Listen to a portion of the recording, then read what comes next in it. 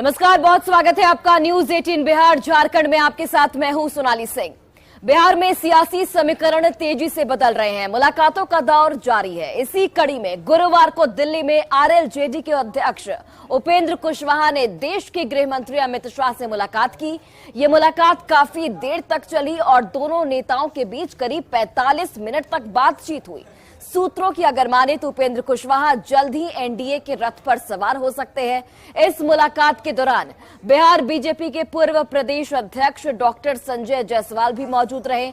इससे अब अटकलों को बल मिलने लगा है कि जल्द ही कुशवाहा की वापसी एनडीए में हो सकती है।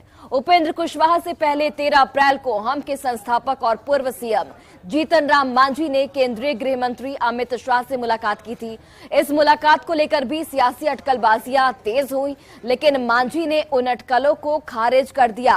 अब उपेंद्र कुशवाहा की मुलाकात गृह मंत्री अमित शाह से हुई और यहां पर करीब 45 मिनट तक दोनों नेताओं के बीच लंबी बातचीत चली और इस मुलाकात के जरिए अब ये कयास लगाए जा रहे हैं कि उपेंद्र कुशवाहा जल्दी ही एनडीए में शामिल हो सकते हैं। जी ने इच्छा जाहिर की थी माननीय गृह मंत्री जी से मिलने का और माननीय गृह मंत्री जी ने उन्हें समय दिया। यह एक शिष्टाचार मुलाकात थी। उपेंद्र जी मिलना चाह रहे थे गृह मंत्री जी से। एक अच्छे वातावरण में बातचीत हुई और इससे ज्यादा इसका कोई अभी मतलब लगाना उचित नहीं है। दल के निर्माण के बाद कल पहली बार आदरणीय गृह मंत्री जी से हम लोगों की शिष्टाचार मुलाकात हुई, जहां पार्टी के राष्ट्रीय अध्यक्ष उपेंद्र कुशवाहा जी, बीजेपी प्रदेश इकाई के पूर्व अध्यक्ष सह सांसद संजय जायसवाल जी और मैं भी मौजूद था। बातचीत काफी सकारात्मक हुई। बिहार की जो राजनीतिक परिस्थितियां हैं वर्तमान में और साथ ही साथ बिहार के विकास को लेकर जो आदरणीय प्रधानमंत्री जी और आदरणीय गृह मंत्री जी की जो योजनाएं हैं उस पर विस्तृत रूप से चर्चा हुई। आने वाले टाइम में और भी जो है सो मीटिंग होगी। काफी सकारात्मक मीटिंग रही और हम लोग काफी आशान्वित हैं कि बिहार के विकास के लिए केंद्र सरकार चिंतित है। और चलिए अब आपको एक तस्वीर दिखाते हैं। ये तस्वीर इसी साल की है, 20 जनवरी की, जब जेडीयू संसदीय बोर्ड के तत्कालीन अध्यक्ष उपेंद्र कुशवाहा रूटीन चेकअप के लिए एम्स में भर्ती हुए थे। वहां उनसे मिलने बीजेपी के 3 सीनियर नेता पहुंचे थे। प्रेम रंजन पटेल, संजय टाइगर और योगेंद्र पासवान ने एम्स में उनसे मुलाकात की थी। ये मुलाकात उस वक्त हुई जब बिहार में महागठबंधन की सरकार बने हुए 5 महीने हुए थे। इस मुलाकात से बिहार की सियासत गर्मा गई थी। कयास लगाए जाने लगे थे उस वक्त ही कि कुशवाहा बीजेपी के करीब जा रहे हैं। इसके बाद उपेंद्र कुशवाहा की जेडीयू से दूरी बढ़ने लग गई। कुशवाहा ने जेडीयू नेताओं पर हमला बोला, बल्कि जेडीयू का आरजेडी में विलय के लिए समझौता करने का भी आरोप लगाया। दूरी इतनी बढ़ गई कि कुशवाहा ने नई पार्टी आरएलजेडी का गठन कर दिया और कल उन्होंने दिल्ली में अमित शाह से मुलाकात की। 2 तस्वीरें आप देखिए, 20 जनवरी 2023 की तस्वीरें, जहां पर उपेंद्र कुशवाहा अस्पताल में भर्ती थे। बीजेपी के 3 बड़े नेता उनसे मुलाकात करने पहुंचते हैं। और दूसरी तस्वीर 20 अप्रैल 2023 की, जब उपेंद्र कुशवाहा की अमित शाह से मुलाकात हुई। करीब 45 मिनट तक दोनों नेताओं के बीच बातचीत चली और अब कयास अटकलें लगने शुरू हो चुके हैं कि उपेंद्र कुशवाहा की जल्दी ही एनडीए में वापसी हो सकती है। तो उपेंद्र कुशवाहा की केंद्रीय गृह मंत्री अमित शाह से मुलाकात पर इस वक्त बिहार की सियासत बेहद गर्मा चुकी है। सुनिए नेताओं ने क्या कुछ कहा। सच्चाई यह है कि बिहार अभी जंगल राज के अपडेटेड वर्जन से गुजर रहा है। बिहार में जो स्थिति है, जिस प्रकार से अपराध और अन्य घटनाएं बहुत ज्यादा बढ़ गई हैं, इससे जो भी नेता या उसके समर्थक बिहार में जंगल राज समाप्त करना चाहते हैं, वह भारतीय जनता पार्टी के साथ तो जाएंगे ही। देखिए, बिहार की राजनीति में उपेंद्र कुशवाहा जी की क्या हैसियत है? वो एक डैमेजर है, पॉलिटिकल डैमेजर, जो कहीं से भी अपने उम्मीदवार उतार के 1.5-2% वोट काट कर किसी का नुकसान कर सकें, इतनी ही हैसियत है। डेमोक्रेसी के लिए ऐसे लोग खतरनाक होते हैं। भारतीय जनता पार्टी की राजनीति के ट्रैप में उपेंद्र कुशवाहा जी आ गए हैं और कहीं ना कहीं उपेंद्र कुशवाहा जी जो राजनीति कर रहे हैं बिहार में, वो भारतीय जनता पार्टी के इशारे पर कर रहे हैं। आज उसका पोल खुल गया और स्पष्ट रूप से सामने आ गया कि उपेंद्र कुशवाहा जी की राजनीति भारतीय जनता पार्टी के इशारे पर चल रही है। आज के राजनीतिक परिवेश में उपेंद्र कुशवाहा महत्वहीन हो चुके हैं और इसीलिए जो है हाथ पैर मार रहे हैं, जिस कारण वो केंद्रीय मंत्री अमित शाह से मिलने के लिए गए हैं। लेकिन उनका जो प्रयास है वो सब बेकार जाएगा। जानते ही हैं, सब लोग जानता है कि उपेंद्र कुशवाहा जो है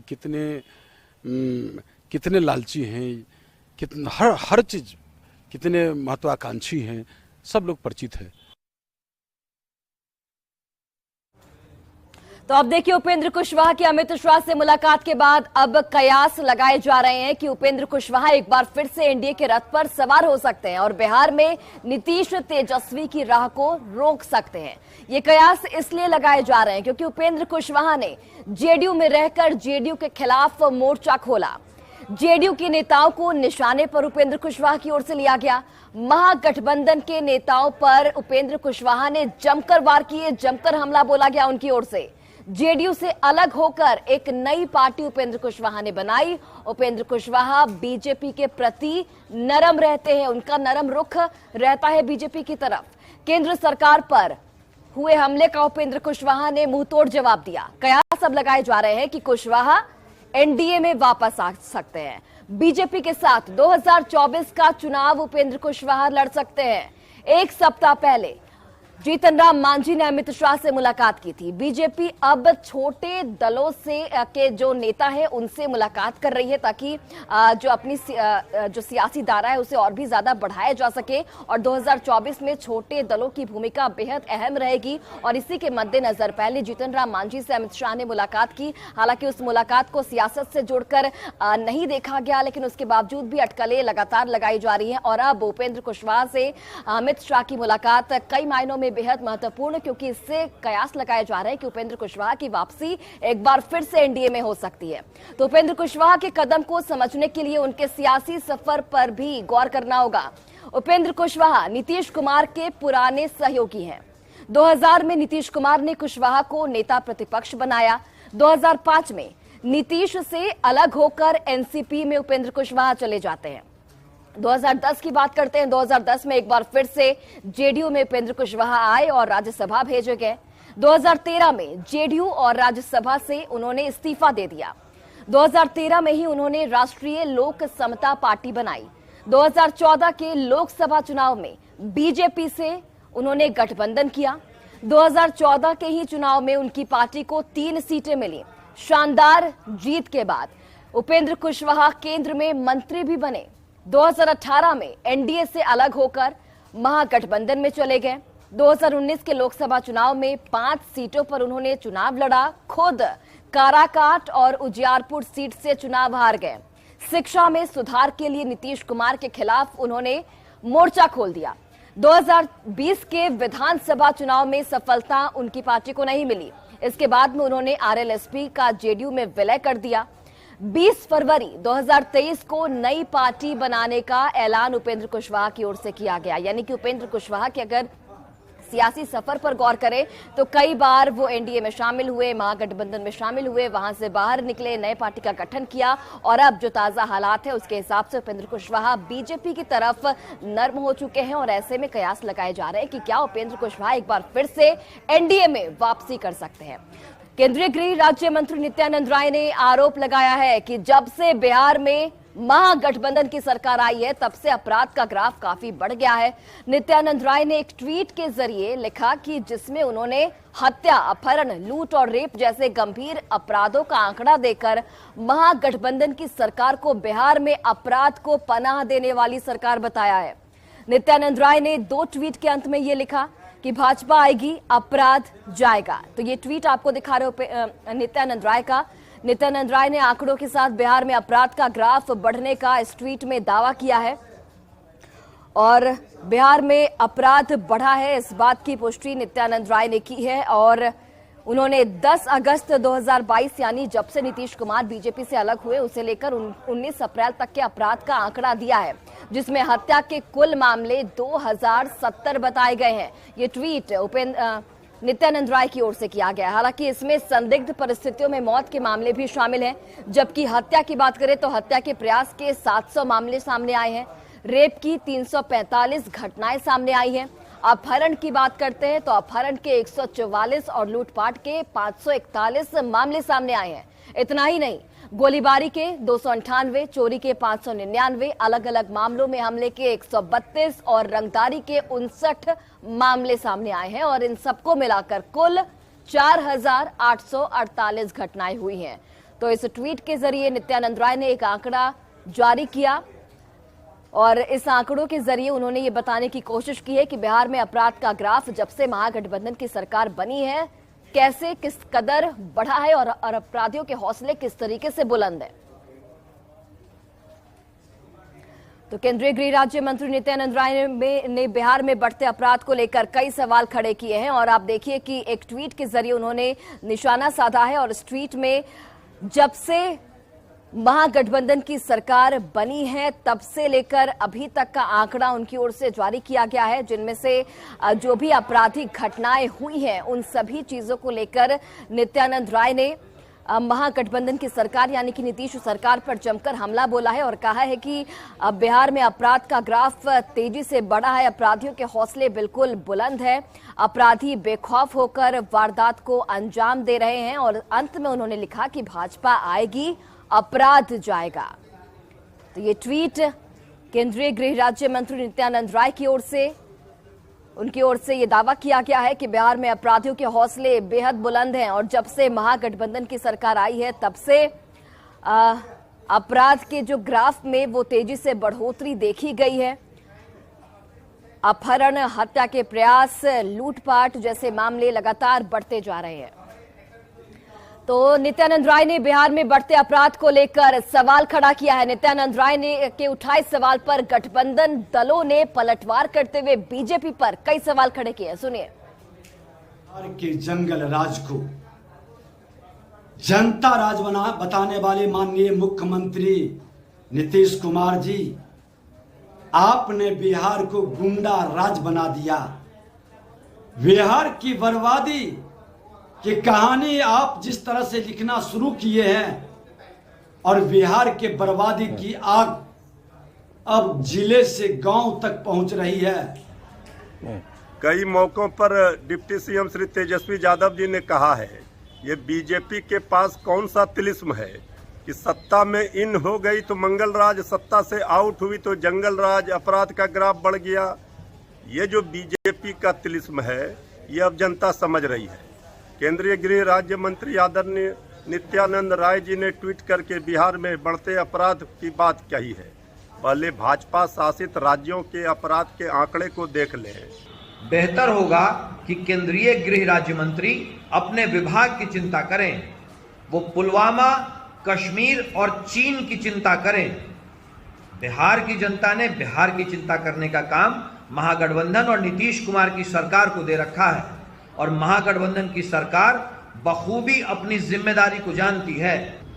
मुझे लगता है कि केंद्रीय मंत्री माननीय नित्यानंद राय जी को माननीय नरेंद्र मोदी जी ने कोई जिम्मेदारी नहीं दी है, इसलिए वो इस तरह स्रोत विहीन आंकड़ा बिहार के संबंध में पेश कर रहे हैं। और ये जो उनका ट्वीट है इससे सिद्ध होता है कि बिहार में सत्ता से बाहर जाने के बाद ये लोग बुरी तरह छटपटा रहे हैं।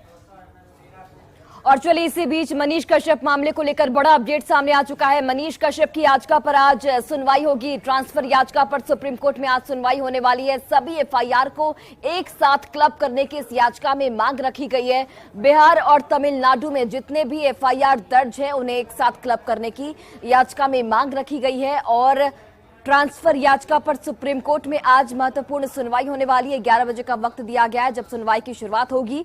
बता दें आपको कि 3 मई तक मनीष कश्यप न्यायिक हिरासत में है। मदुरई कोर्ट ने मनीष कश्यप को न्यायिक हिरासत में भेजा है। हिंसा की अफवाह फैलाने का मनीष कश्यप पर आरोप है। तो बिहार और तमिलनाडु में जितने भी एफआईआर दर्ज हैं उन्हें एक साथ क्लब करने की मांग याचिका में रखी गई है और आज सुप्रीम कोर्ट में ट्रांसफर याचिका को लेकर एक अहम सुनवाई यानी कि आज का दिन मनीष कश्यप के लिए बेहद महत्वपूर्ण, सभी एफआईआर को एक साथ करने की मांग रखी गई है।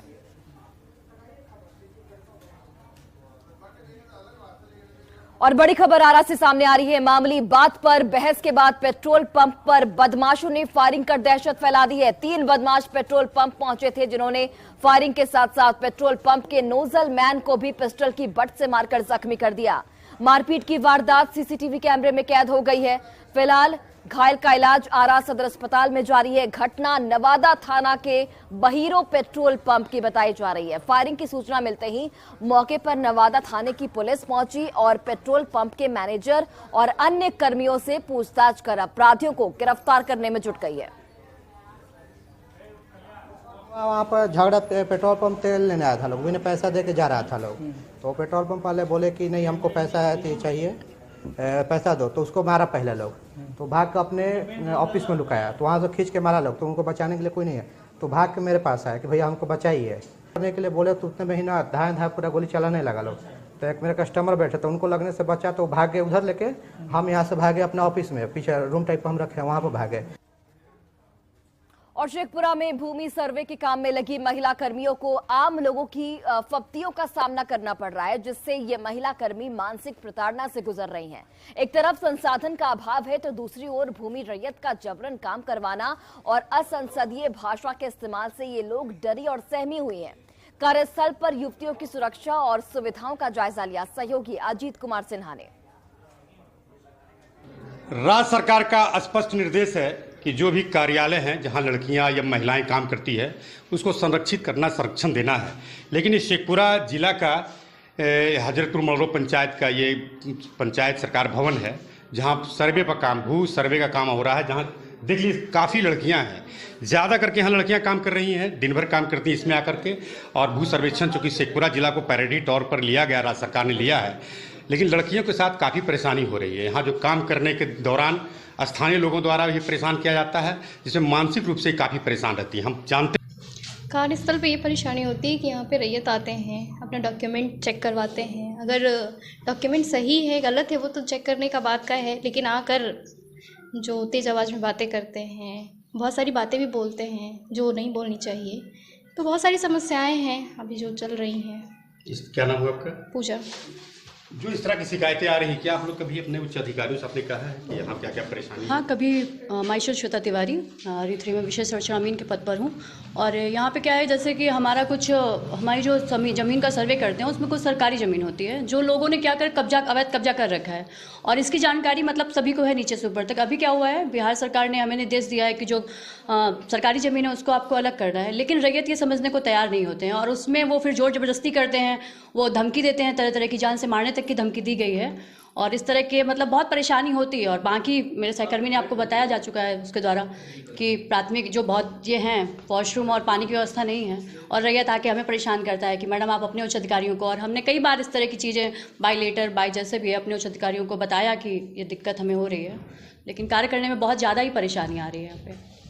तो ग्रास रूट पर काम करने वाली लड़कियों और महिलाओं को काफ़ी परेशानी हो रही है। सरकार द्वारा जो सुविधा देना चाहिए वो भी सुविधा का घोर अभाव है। साथ ही मानसिक रूप से भी परेशान हो रही हैं स्थानीय लोगों द्वारा, जो रैयत हो रही है स्थानीय लोगों द्वारा, जो रैयत है उसके द्वारा भी परेशान किया जा रहा है। जरूरत है जिला प्रशासन को कि महिलाओं को बेहतर काम करने के लिए प्रोत्साहित करने का और सभी जो संसाधन कमी है उसको पूरा करने का। अजीत कुमार सिन्हा, न्यूज़ 18 शेखपुरा।